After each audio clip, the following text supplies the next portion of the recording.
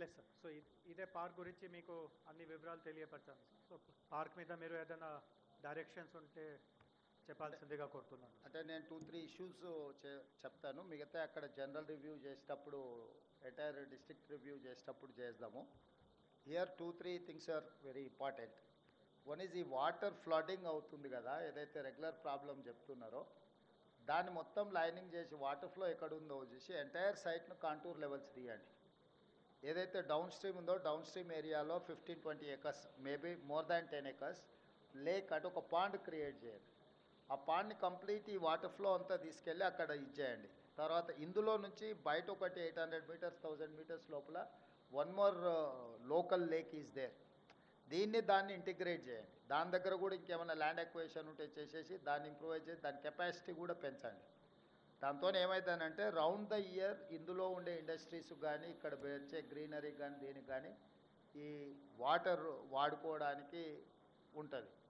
రెండో పాయింట్, ప్రకాష్ రెడ్డి గారు, కొండ సురేఖ గారు, ఈ లోకల్గా ఈ ప్లాట్ ఓనర్స్ అంటే over land owners who have lost this land వాళ్ళకి ప్లాట్స్ ఇస్తామనేదో చెప్పారు.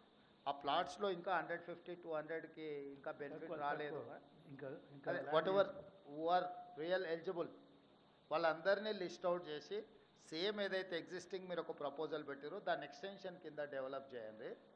థర్డ్ థింగ్, వాళ్ళకి యాస్టీస్గా మనం ఇందిరమ్మ ఇండ్లు అలాట్ చేస్తే ఎట్లుంటుందో ఈ బెనిఫిషియర్స్కి, ఇప్పుడు you are allotting only plots, is it? No house. Yeah, that is what I would suggest that why don't you propose for Indirama houses for each one.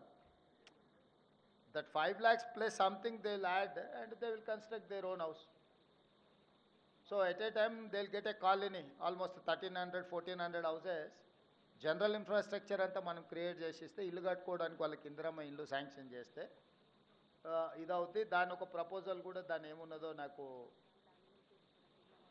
అదే కదన్నీ చేస్తారు, అది బేసిక్ కమ్యూనిటీస్ ఇచ్చారు. సో అది మొత్తము ఎంటైర్ ఒక mini colony లాగా design చేయి. చిన్న చిన్న అంటే అక్కడ లోకల్గా పిల్లలకు కానీ వాళ్ళకి కానీ ఒక స్కూలు ఏమేమి ఇవాళ basic infrastructure whatever requirement is there. 12 houses 1200 plus houses అంటే we can declare as a one గ్రామ panchayat. It is going to add 2000 plus voters. Sir ఇంకొక విషయం మనకి యాడ్ చేయదలుచుకున్నాను సార్. యాక్చువల్గా ఇక్కడ 10,000 అని మినిమమ్ వీళ్ళ రిక్వైర్మెంట్ ఆఫ్ లేబర్ వీళ్ళు ఉన్నారు వర్కర్స్. సో వాళ్ళు they are interested to develop the colony also.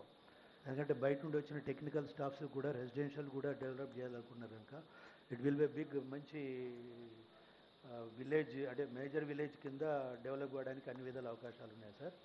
రెండోది ఏంటి అని అంటే ఇప్పుడు ఏదైతే అవుట్ సైడ్స్ డెవలప్ చేయడం చేస్తున్నారో అక్కడ శానిటేషన్ లేదు, ఎలక్ట్రిఫికేషన్ లేదు, అది మా పరిధిలో లేదు అంటున్నారు.